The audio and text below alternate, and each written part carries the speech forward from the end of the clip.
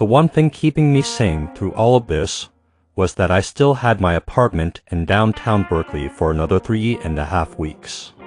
I spent that time cleaning it out and practicing guitar, trying to squeeze whatever piece I could out of the chaos, since I wasn't allowed to have a guitar at the sober living facility.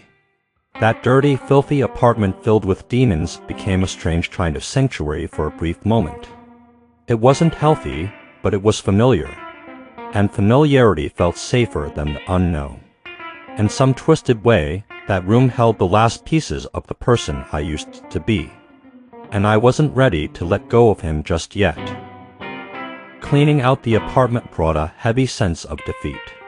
Going through old papers and things tacked to the walls, I saw plans I never followed through on buried under alcohol, empty bottles, and trips due south of Market to score drugs. Each piece of paper felt like evidence in a case against myself. Packing up my studio equipment was especially hard. All the plans, all the goals that never got met. Cleaning that room felt like tending to a self-inflicted gunshot wound to the foot. Everything I was cleaning up and taking stock of had been preventable. Looking back now, I still wonder if maybe it was inevitable that things turned out this way, or if I just kept choosing the wrong exits over and over again.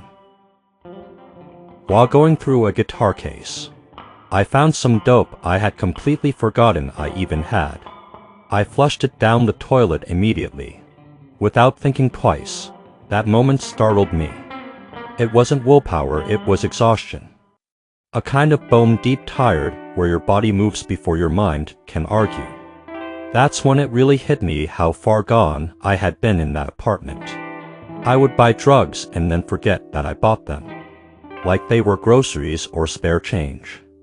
Like I was living to steps outside my own life, drifting through routines I didn't even remember choosing. Finding that bag was like looking at a ghost version of myself one I didn't recognize, one I didn't want to become again.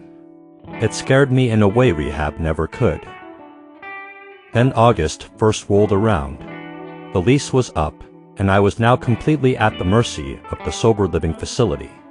Finding any kind of sanctuary became nearly impossible. If I wanted to play guitar, the only place I could do it was while visiting my son and his mother. As my free time disappeared and my ability to do what I wanted, when I wanted, my anger grew.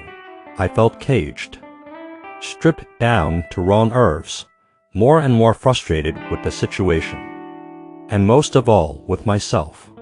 It felt like every part of my identity was being squeezed, tested, and pushed to the edge, and I didn't know how much more I could take. In order to get well, do I really have to be stripped of my identity? Is that the price of healing, losing the version of myself I've held on to for so long? I used to think having a sanctuary was just normal, something everyone had, a room, a door that locked, a place where I could breathe without looking over my shoulder. Now I'm starting to understand that maybe a sanctuary was always a privilege, and I took it for granted all these years without even realizing it. Somewhere along the line, I abandoned my dreams. I let them dry up, pushed them aside, convinced myself I could survive without them. And instead of facing my pain, I walked straight into a self-inflicted hell. I dragged the people I loved right through the fire with me, not because I wanted to hurt them, but because destruction becomes easy when you're drowning in your own bitterness and fear. Sometimes I look around at where I'm now and wonder if I deserve every second of this. Maybe this is the cost of ignoring the warning signs, of refusing to fight sooner, of choosing numbness over honesty.